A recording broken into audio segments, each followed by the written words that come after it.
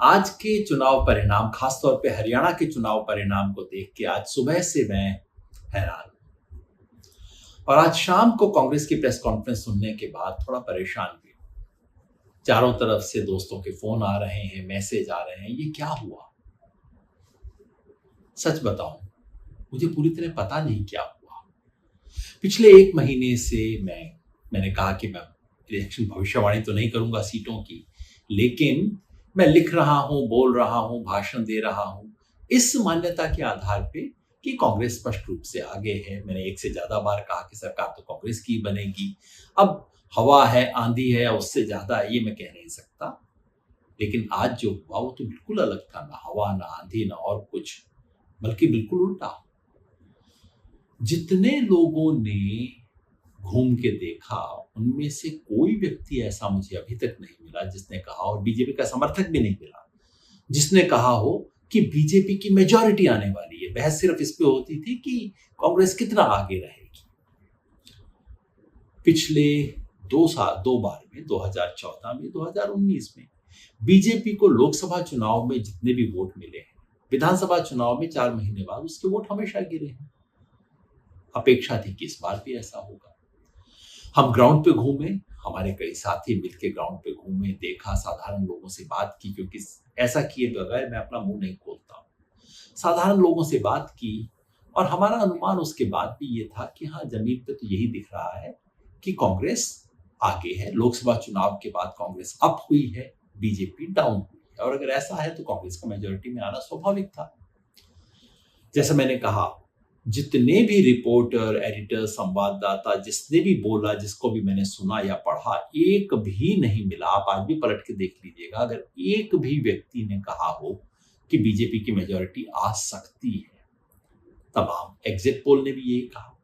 एक भी exit poll नहीं है जिसका न्यूनतम वाला जो आंकड़ा है वो भी कहता हो कि कांग्रेस 45 से नीचे जा सकती है।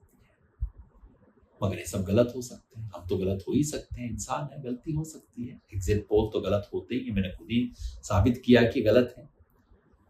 मगर आज शाम को जब कांग्रेस ने प्रेस कॉन्फ्रेंस की और कुछ गंभीर आरोप लगाए, कांग्रेस में वहां के कम्युनिकेशन इंचार्ज जयराम रमेश जी और पवन खेड़ा जी ने कॉन्फ्रेंस करके कहा कि हम इस परिणाम को स्वीकार नहीं कर सकते। उन्होंने कुछ कॉन्स्टिट्यूएंसी से प्रमाण दिए हैं। एक कॉन्स्टिट्यूएंसी का प्रमाण मैंने खुद देखा है, वो है नारनौल, महेंद्रगढ़ जिले में। कांग्रेस ने कहा है ऐसी ही सूचनाएं उनके पास हिसार से भी है, पानीपत से भी है, और कहा है कि कल तक वो इस सारी सूचना को सार्वजनिक करेंगे। आरोप ये है कि कुछ काउंटिंग के दौरान कुछ ऐसे ईवीएम मिले जिसमें 99% बैटरी पाई गई खुलने के बाद। अब इतने घंटे काम करने के बाद 99% बैटरी क्यों थी? और जिन बैटरीज में 99% बैटरी पाई गई, वहां कांग्रेस की परफॉर्मेंस खराब थी अपेक्षाकृत दूसरी कॉन्स्टिट्यूएंसी, दूसरी ईवीएम के, जहां बैटरी कम थी। मतलब अनकहा आरोप ये है कि उन ईवीएम के साथ कुछ खिलवाड़ किया गया है, छेड़खानी की गई है, वोटिंग समाप्त होने के बाद उनसे कुछ किया गया है। अब एक गंभीर आरोप है, मैं नहीं कह रहा हूं कि सच है। हमारे पास अभी कोई प्रमाण इतना नहीं है उसको जांच करने का। चुनाव आयोग का जवाब भी मैंने पढ़ा, वो इतना टेक्निकल है कि मैं तो इंजीनियर नहीं हूं, बैटरी और ये सब मुझे समझ नहीं आता। लेकिन मामला गंभीर है जिसकी जांच होनी चाहिए। तो पहली बात तो मैं कहना चाहता हूं ये कि चुनाव आयोग की जिम्मेवारी बनती है कि इस सब के बारे में देश को आश्वस्त करे।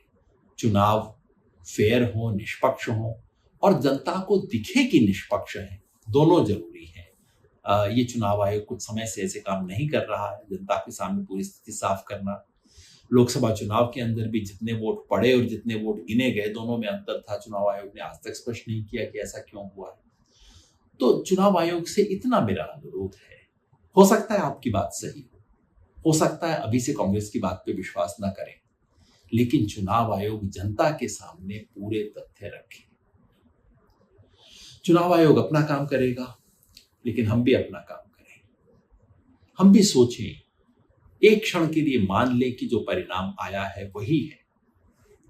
हैरानी हुई शायद इसलिए कि हो सकता है हम गलत हुए। तो हम सोचें कि क्या गलती हुई होगी, सोचें कि ये परिणाम क्यों आया होगा। क्या भारतीय जनता पार्टी आरएसएस का मुकाबला करने के लिए जितना काम करने की जरूरत थी, विचार में, जनता के बीच में, वो सब काम हुआ। आज के परिणाम से किसान आंदोलन का प्रभाव समाप्त नहीं हो जाता। किसान आंदोलन की वजह से ही कांग्रेस मैदान में थी। उतने जो परिणाम हुआ उसके कारण ही कांग्रेस, जो कि 30% पीछे थी 2019 में, वो कांग्रेस मैदान में थी। लेकिन जो कुछ दूसरी चीज करनी थी वो क्या हुई? क्या जनता के मन में ये शंका रही कि भाई कांग्रेस आएगी तो इसका मतलब है एक जिले का राज, एक जाति का राज, एक परिवार का राज? क्या इसका समाधान, इस आशंका का निर्मूलन हुआ? क्या चुनाव में उस तरह की चुस्ती हुई जो कि होनी चाहिए थी? कांग्रेस के अलावा जन संगठनों को जितना काम करना चाहिए था, क्या हमने उतना वो काम किया? मतलब कि जो चुनाव आयोग के सवाल हैं वो अपनी जगह हैं, लेकिन आज के इस नतीजे से हमारी चुनौती और गहरी होती है। महाराष्ट्र में चुनाव है, झारखंड में चुनाव है। इन सब चुनाव में पहले से भी ज्यादा और गंभीरता से काम करने की जरूरत है, क्योंकि हरियाणा में चुनाव का जो भी कारण रहा हो, जो भी वजह रही हो, अब उसे बीजेपी को व्हाइट वॉश करने के लिए इस्तेमाल किया जाएगा। ये दिखाया जाएगा कि बीजेपी को कोई धक्का पहुंचा ही नहीं था, ये जो लोकसभा चुनाव में हुआ तो कोई बात ही नहीं थी। अब वापस स्थिति वैसे ही आ गई है और इस सरकार का दमनकारी चरित्र वैसे ही आगे बढ़ेगा। इसलिए अब महाराष्ट्र में और झारखंड में और शिद्दत से काम करने की जरूरत है। लोकतंत्र को बचाने के लिए चुनाव आयोग की जिम्मेवारी है, लेकिन हम सबकी भी जिम्मेवारी